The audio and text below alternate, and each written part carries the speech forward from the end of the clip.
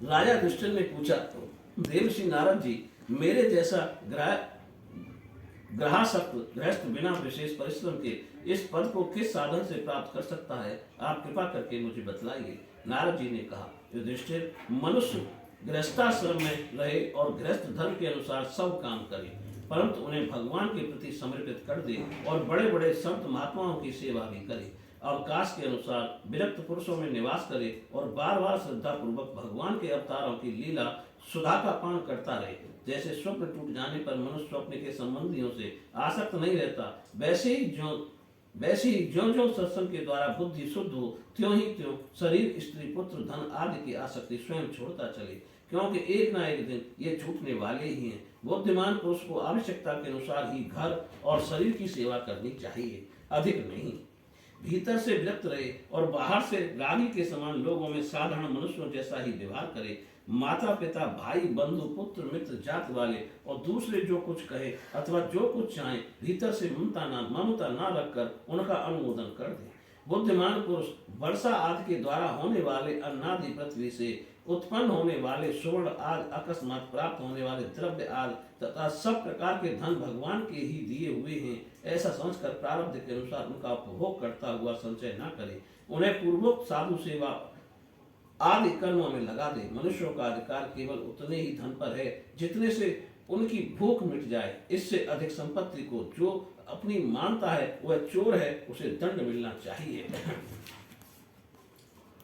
हरिण, ऊंट, गधा, बंदर, चूहा, सरीसृप, रेंगकर चलने वाले प्राणी, पक्षी और मक्खी आदि को अपने पुत्र के समान ही समझे। उनमें और पुत्रों में अंतर ही कितना। गृहस्थ मनुष्यों को भी धर्म, अर्थ और काम के लिए बहुत कष्ट नहीं उठाना चाहिए, बल्कि देश काल और प्रारब्ध के अनुसार जो कुछ मिल जाए उसी से संतोष करना चाहिए। अपनी समस्त भोग सामग्रियों को कुत्ते, पतित, चांडाल पर्यंत सब प्राणियों को यथा योग्य बांट कर ही अपने काम में लाना चाहिए। और तो क्या, अपनी स्त्री को भी, जिसे मनुष्य समझता है कि यह मेरी है, अतिथि आदि की निर्दोष सेवा में नियुक्त रखे।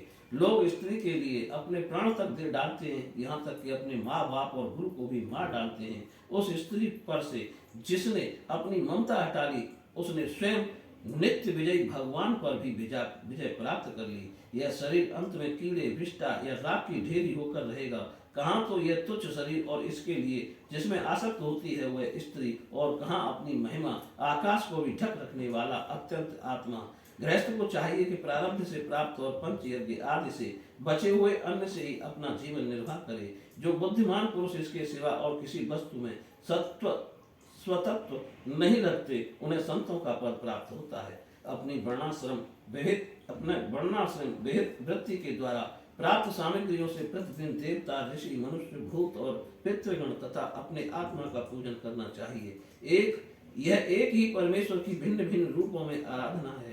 यदि अपने को अधिकार आदि यज्ञ के लिए आवश्यक सब वस्तुएं प्राप्त हों तो बड़े बड़े यज्ञ, अग्निहोत्र आदि के द्वारा भगवान की आराधना करनी चाहिए। युधिष्ठिर, वैसे तो समस्त यज्ञों के भोक्ता भगवान ही हैं, परंतु ब्राह्मण के मुख में अर्पित किए हुए हविष्यान से उनकी जैसी तृप्ति होती है, वैसी अग्नि के मुख में हवन करने से नहीं। इसलिए ब्राह्मण, देवता, मनुष्य आदि सभी प्राणियों में यथा योग्य उनके उपयुक्त सामग्रियों के द्वारा सबके हृदय में अंतर्यामी रूप से विराजमान भगवान की पूजा करनी चाहिए। इनमें प्रधानता ब्राह्मणों की ही है। धनी द्विज को उनके अपने धन के अनुसार आश्विन मास के कृष्ण पक्ष में अपने माता पिता तथा उनके बंधुओं, पिता में, माता में आदि का भी महालय श्राद्ध करना चाहिए। इसके सिवा अयन, कर्क एवं मकर की संक्रांति, विषुव, तुला और मेष की संक्रांति, व्यतीत पाठ दिन, क्षय, चंद्र ग्रहण या सूर्य ग्रहण के समय, द्वादशी के दिन, श्रवण, धनिष्ठा और अनुराधा नक्षत्रों में, वैशाख शुक्ला तृतीया, अक्षय तृतीया, कार्तिक शुक्ला नवमी, अक्षय नवमी, अगहन पौष, माघ और फागुन, इन 4 महीनों की कृष्णाष्टमी, माघ शुक्ला सप्तमी, माघ की माला नक्षत्र से युक्त पूर्णिमा और प्रत्येक के महीने की वह पूर्णिमा जो अपने मास नक्षत्र चित्रा, विशाखा, ज्येष्ठा आदि से युक्त हो, चाहे चंद्रमा पूर्ण हो या अपूर्ण। द्वादशी तिथि का अनुराधा, श्रवण, उत्तरा फाल्गुनी, उत्तराषाढ़ा और उत्तरा भाद्रपदा के साथ योग एकादशी तिथि का तीनों उत्तरा नक्षत्रों से योग अथवा जन्म नक्षत्र या श्रवण नक्षत्र से योग ये सारे समय पितृगणों को श्राद्ध करने योग्य एवं श्रेष्ठ हैं। ये योग केवल श्राद्ध के लिए ही नहीं अपितु सभी पुण्य कर्मों के लिए उपयोगी हैं। ये कल्याण की साधना के उपयुक्त और सुख की अभिवृद्धि करने वाले हैं। इन अवसरों पर अपनी पूरी शक्ति लगाकर शुभ कर्म करने चाहिए, इसी में जीवन की सफलता है। इन शुभ संयोगों में जो स्नान, जप, होम, व्रत तथा देवता और ब्राह्मणों की पूजा की जाती है अथवा जो कुछ देवता, पितर, मनुष्य एवं प्राणियों को समर्पित किया जाता है उसका फल अक्षय होता है। युधिष्ठिर, इसी प्रकार स्त्री के कुंसवन आदि संतान के जात कर्म आदि तथा अपने यज्ञ, दीक्षा आदि संस्कारों के समय, शवदाह के दिन या वार्षिक श्राद्ध के उपलक्ष्य में अथवा अन्य मांगलिक कर्मों में दान आदि शुभ कर्म करने चाहिए। युधिष्ठिर, अब मैं उन स्थानों का वर्णन करता हूँ जो धर्म आदि श्रेय की प्राप्ति कराने वाले हैं। सबसे पवित्र देश वह है जिसमें सत पात्र मिलते हों, जिनमें ये सारा चर और अचर जगत स्थित है। उन भगवान की प्रतिमा जिस देश में हो, जहाँ तप, विद्या एवं दया आदि गुणों से युक्त ब्राह्मणों के परिवार निवास करते हों तथा जहाँ जहाँ भगवान की पूजा होती हो और पुराणों में प्रसिद्ध गंगा आदि नदियां हों, वे सभी स्थान परम कल्याणकारी हैं। पुष्कर आदि सरोवर, सिद्ध पुरुषों के द्वारा सेवित क्षेत्र, कुरुक्षेत्र, गया, प्रयाग, पुलहाश्रम, सालग्राम क्षेत्र, नैमिषारण्य, फाल्गुन क्षेत्र, सेतुबंध, प्रभास, द्वारका, काशी, मथुरा, पंपासर, बिंदु सरोवर, बद्रकाश्रम, अलकनंदा, भगवान सीताराम जी के आश्रम, अयोध्या, चित्रकूट, महेंद्र और मलय आदि समस्त कुल पर्वत, जहाँ जहाँ भगवान के अवतार हैं, वे सब के सब देश अत्यंत पवित्र हैं। कल्याणकामी पुरुष को बार बार इन देशों का सेवन करना चाहिए। इन स्थानों पर जो पुण्य कर्म किए जाते हैं, मनुष्य को उनका 1000 गुना फल मिलता है। युधिष्ठिर, पात्र निर्णय के प्रसंग के पात्र के गुणों को जानने वाले विवेकी पुरुषों ने एकमात्र भगवान को ही सत्पात्र बतलाया है। यह चराचर जगत उन्हीं का स्वरूप है। अभी तुम्हारे इसी यज्ञ की बात है। देवता, ऋषि, सिद्ध और संकादिकों के रहने पर भी अग्नि पूजा के लिए भगवान श्री कृष्ण को ही पात्र समझा गया। असंख्य जीवों से भरपूर इस ब्रह्मांड स्वरूप महावृक्ष के एकमात्र मूल भगवान श्री कृष्ण ही हैं। इसलिए उनकी पूजा से समस्त जीवों की आत्मा तृप्त हो जाती है।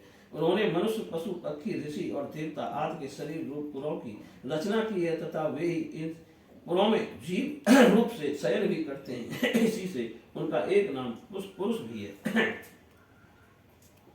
युधिष्ठिर, एक रस रहते हुए भी भगवान इन मनुष्य आदि शरीरों में उनकी विभिन्नता के कारण न्यूनाधिक रूप से प्रकाशमान है। इसलिए पशु, पक्षी आदि शरीरों की अपेक्षा मनुष्य ही श्रेष्ठ पात्र है। और मनुष्यों में भी, जिसमें भगवान का अंश, तप, योग आदि जितना ही अधिक पाया जाता है उतना ही श्रेष्ठ है।